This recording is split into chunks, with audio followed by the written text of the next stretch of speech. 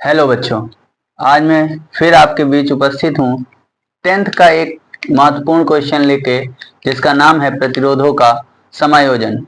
आइए आज हम इस पर बात करते हैं। तो बेटे, प्रतिरोधों का समायोजन ये क्लास 10th में बहुत ज्यादा पूछा जाने वाला टॉपिक है और प्रायः बच्चे इसको समझ नहीं पाते हैं या थोड़ा सा समझने में देरी होती है। तो आइए आसान तरीके से इसको जानते हैं। तो प्रतिरोधों का समायोजन, बेटा प्रतिरोध क्या होता है? प्रतिरोध वह कारक है जो धारा के प्रवाह को के मार्ग में अवरोध उत्पन्न करता है। क्या करता है?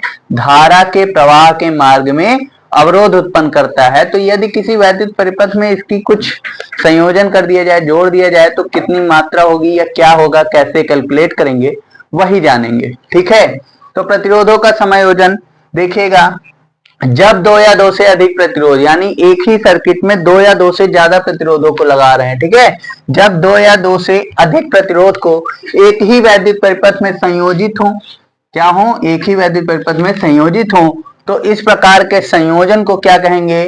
प्रतिरोधों का समायोजन कहेंगे। समझ में आ रहा है? मतलब एक ही परिपथ में लिखा है उसे प्रतिरोधों का समायोजन कर देंगे, लेकिन क्या कंडीशन है कि जो संख्या है प्रतिरोधों की वो दो या दो से ज्यादा होनी चाहिए। एक प्रतिरोध पर इसका समायोजन नहीं कहा जा सकता। ठीक, ये दो प्रकार के होते हैं, श्रेणी क्रम और समांतर क्रम। कितने होते हैं बेटे? श्रेणी क्रम और समांतर क्रम। समांतर क्रम क्या होता है? जब एक ही में जुड़े हों। और श्रेणी क्या होता है? जब अलग अलग जुड़े हों। देखिए, उसी को परिभाषित किया गया है कि श्रेणी क्रम संयोजन। श्रेणी क्रम संयोजन क्या होता है?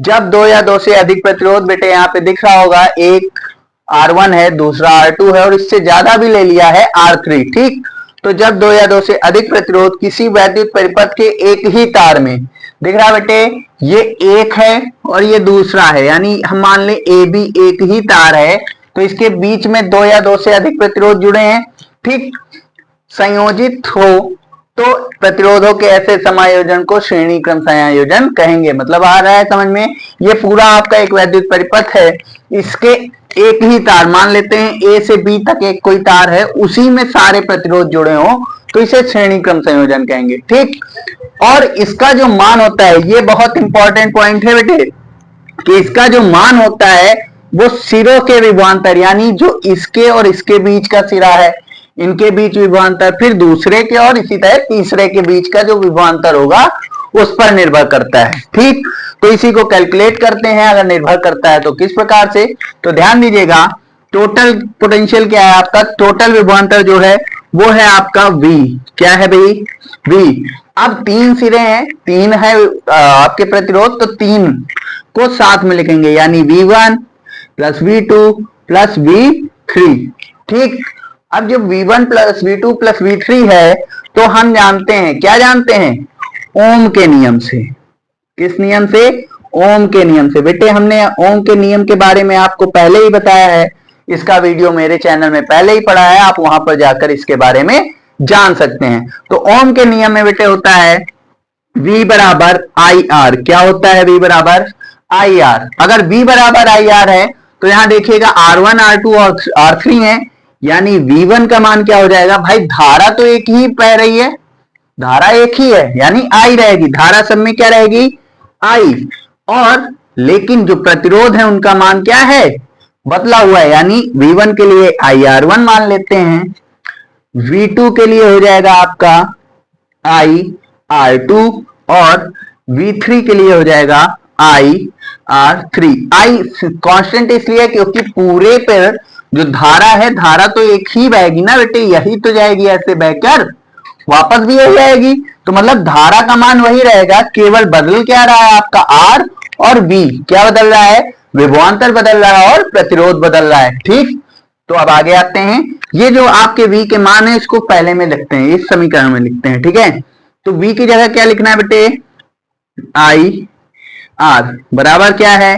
V1 की जगह IR1 plus IR2 plus IR3। ठीक, अब समझ में आ गया इतना?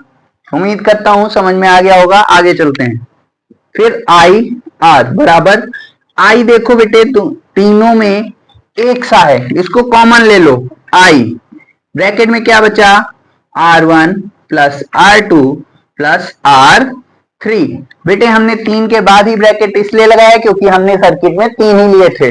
बहुत जगह पे ये डॉटेड में भी दिखाया जाता है, तो उसमें हैरान होने की बात नहीं है, क्योंकि डॉटेड तब होगा जब सर्किट में प्रतिरोधों की संख्या जितनी ज्यादा होगी वो बढ़ता चला जाएगा। आते हैं I से I, दोनों तरफ I थे, कट कर दिया।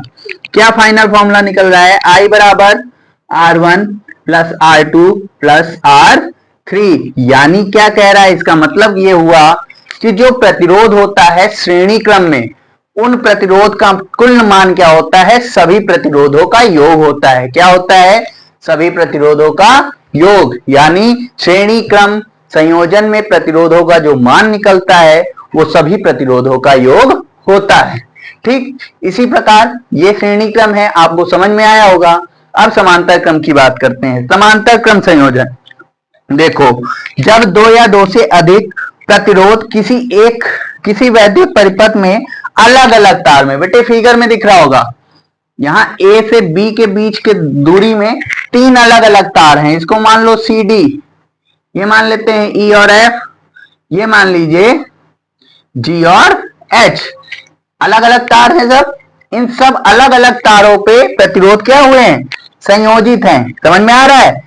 जब 2 या 2 से अधिक प्रतिरोधों को किसी वैद्युत परिपथ में अलग अलग तार में संयोजित करते हैं तो प्रतिरोधों के ऐसे संयोजन को क्या कहेंगे बेटे, समांतर क्रम संयोजन कहेंगे। क्या कहेंगे, समांतर क्रम। यानी जब अलग अलग तार में है तो समांतर क्रम, और जब एक ही तार में थे तो क्या था, श्रेणी क्रम। ठीक, अब इसका मान किस पर निर्भर कर रहा है, इसका मान प्रवाहित धारा के मान पर निर्भर करेगा। धारा जो कि यहां से निकलेगी तो वही रहेगी, यानी I1, एक के लिए I1 मान लीजिए, एक के लिए I2 और एक के लिए I3। ठीक, यानी धारा यहां से I निकली थी लेकिन आगे जाके विभक्त हो गई है, टूट गई है। ठीक है, एक I1 में, I2 में और I3 में। ठीक है, चलिए तो धारा के मान पे अब यहां विभव पर निर्भर कर रहा था तो क्या लिखा था हमने, V बराबर V1 plus V2 plus V3।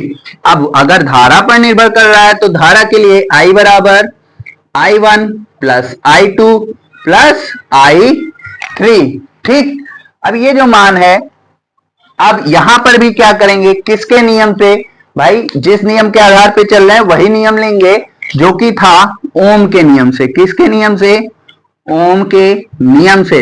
मैं फिर से आपको याद दिला दूं कि ओम के नियम पर एक विस्तृत व्याख्या मैंने इसी चैनल पे एक वीडियो में की है, उसे आप जाकर देख सकते हैं। ठीक है, आगे वार्तालाप करते हैं। तो I बराबर I1 plus I2 plus I3, ओम के नियम से क्या हो जाएगा, V बराबर क्या होता है IR, यानी I बराबर आप लिख सकते हो V अपॉन R।